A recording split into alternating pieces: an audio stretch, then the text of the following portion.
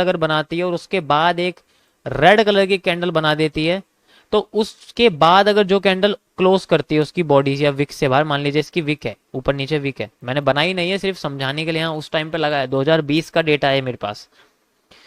सो यहाँ आप देख सकते हो कि इसके नीचे अगर क्लोज करती है मार्केट, तो मार्केट नीचे चली जाएगी।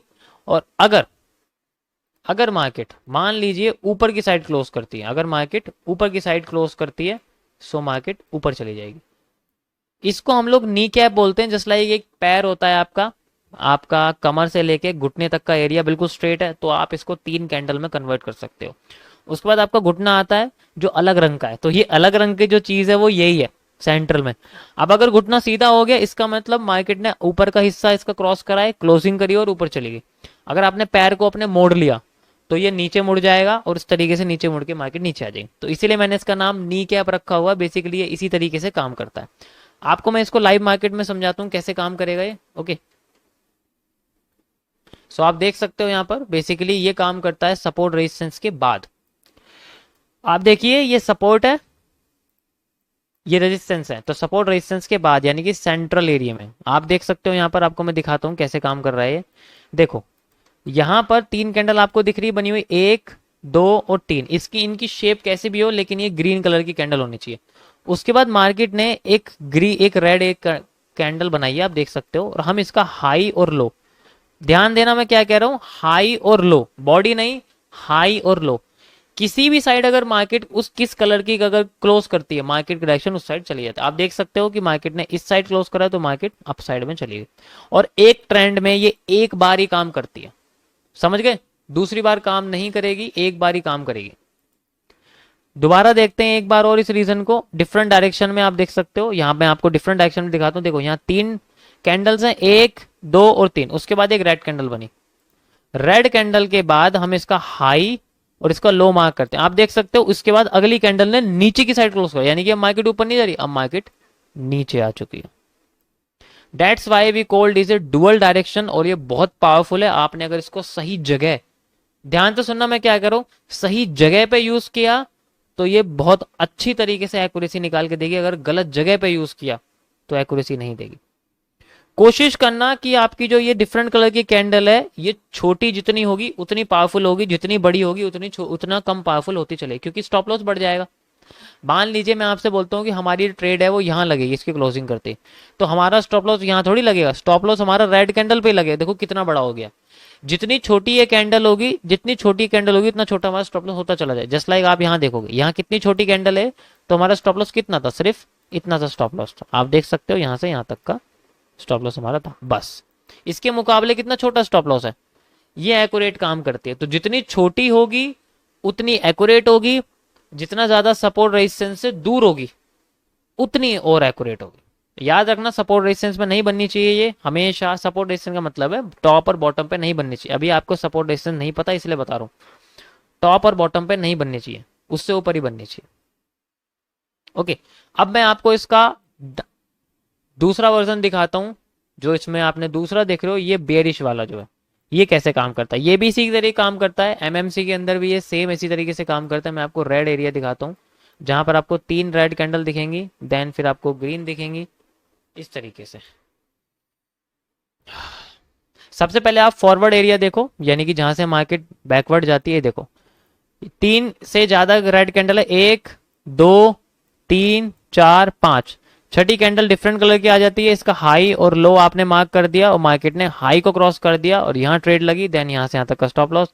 अब मार्केट कुछ ज्यादा ही ऊपर चली गई, इसका रीजन ये ही है, सॉरी ज्यादा ऊपर नहीं गई, इसका रीजन ये है क्योंकि आपने कैंडल को चूज करा, उसका साइज कितना बड़ा है। और दूसरी बात ये बॉटम पे भी है। ऐसे आपकी एक्यूरेसी डिक्रीज होगी।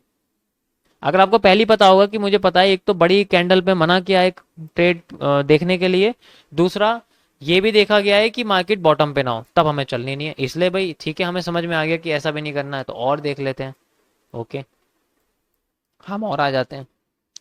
सो यहां पर अगर आप देखोगे तो ये सेम एरिया बना है। यहां देखोगे 3 से ज्यादा रेड कैंडल है, 1 2 3 और 4। चौथी रेड कैंडल के बाद एक छोटी सी ग्रीन बंदी, देखो ज्यादा बड़ी नहीं है, आप देख सकते हो यहाँ से हाई। कैंडल ने कहा क्लोज करा इसको, नीचे। ओके, इतनी बड़ी कैंडल बनने में कोई दिक्कत नहीं है। कैंडल तब दिक्कत देती है जब ये सेंट्रल कैंडल ज्यादा बड़ी हो। ये बड़ी बन जाएगी, इससे आपको डरने की कोई जरूरत नहीं, क्योंकि डायरेक्शन आपको मिल ही जाएगी। लेकिन अगर सेंट्रल कैंडल जो डिफरेंट कलर की ग्रीन कैंडल अगर ये अलग, ये ज्यादा बड़ी बन गई तो प्रॉब्लम होती है। अब मार्केट में आपको कुछ नहीं करना, यहाँ पर आप 50% का रूल लागू कर सकते हो, यानी कि मार्केट के 50% से ज्यादा का स्टॉप लॉस, यानी कि 75% का स्टॉप लॉस आप ले सकते हो। कैसे? इस तरीके से 75% हो गया, यहां से आपकी मार्केट में देखो कितना अच्छा मूव निकल के आ गया। इस तरीके से आप अच्छा खासा इसके अंदर प्रॉफिट निकाल सकते हो। ठीक है, अब सोचो इतने सारे रीजन में हमें सिर्फ ये मिला, क्यों? क्योंकि किसी भी जगह पे दो से ज्यादा कैंडल नहीं है। यहाँ एक ही है, यहाँ दो है, यहाँ दो है, इसके बाद सिर्फ यही एक रीजन है जहाँ तीन से ज्यादा कैंडल है, बाकी और कोई रीजन ही नहीं है। और रीजन आते आते सेंट्रल एरिया आ गया, सबसे बड़ी बात है, आप देख सकते हो मार्केट का टॉप एंड बॉटम ये, तो सेंट्रल एरिया आ गया ना, ऐसे आपकी एक्यूरेसी इंक्रीज होगी। एक बार और मैं आपको दिखा देता हूं, यहाँ पर आप देख सकते हो, यहाँ पर ये रीजन देखिए कितना अच्छा रीजन बना हुआ है, यहाँ पर कितनी सारी रेड कैंडल्स हैं, और यहाँ पर हमारे सामने एक ग्रीन कैंडल आ जाती है, इसका हाई और लो हम लोग कनेक्ट कर देते हैं, देन यू कैन सी बहुत छोटी सी कैंडल है। और यहाँ पर देखो ये रेड कैंडल इसको क्लोज कर रही है, यहाँ हमारी ट्रेड लगती है, यहाँ से यहाँ तक का स्टॉप लॉस लगता है, and you can see we got a very perfect profit. हमें परफेक्ट प्रॉफिट यहाँ देखने को मिला। आई होप गाइज आपको ये डुअल डायरेक्शनल ट्रेड समझ में आ रही होगी। ये बेसिकली डुअल डायरेक्शनल होती हैं, यानी कि जिस साइड मूव करेगी, जिस साइड क्लोजिंग देगी उस साइड चली जाएगी। कभी कभी फेक होंगी, 100% तो श्योर नहीं हो सकती, कभी कभी फेक होती हैं, ऐसा कुछ नहीं होता कि फेक नहीं होती, फेक होती है। जैसे लाइक आप देख सकते हो ये कैंडल आपको दिखी, मार्केट गई ऊपर, अगली बार नीचे आ गई, तो ऐसे भी फेक हो सकती है। ध्यान रखना है कि आप किसी बॉटम के टॉप, बॉटम पे तो नहीं हो, बस आपको ये ध्यान रखना कि कोई बॉटम पे तो नहीं हो आप। अगर आप बॉटम पे होगे तो आप पक्का लॉस करोगे, या टॉप पे होगे तो पक्का लॉस करोगे। कोशिश करना कि आप टॉप बॉटम पे ना हो।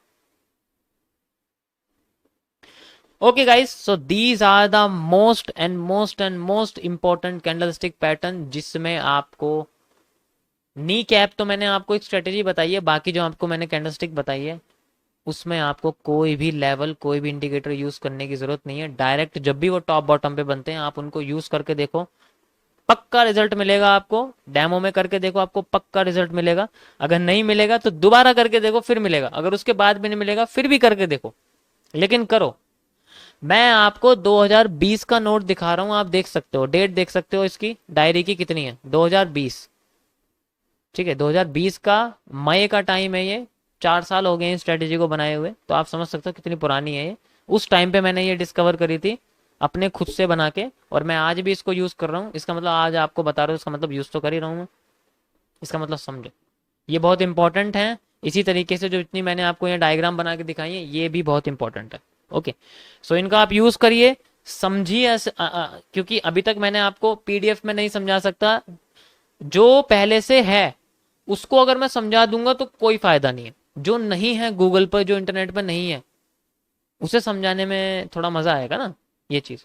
तो आई होप आपको एक नई चीज समझ में आई होगी। कैंडल कंबाइन करके भी एक नई कैंडल बनाई जा सकती है, और कैंडल के रिवर्सल पे भी एक कैंडल को फॉर्म किया जा सकता है, और साथ में नी कैप जैसी स्ट्रेटेजी भी एग्जिस्ट करती है। तो गाइज ये 3 टॉपिक आप लोग समझ रहे होंगे कि ये थोड़े से छोटे हैं, लेकिन जब आप यूज करने जाओगे तो आपको ऐसा लगेगा कि ये तो करते करते थक गए हैं, इसलिए प्रैक्टिस कीजिए।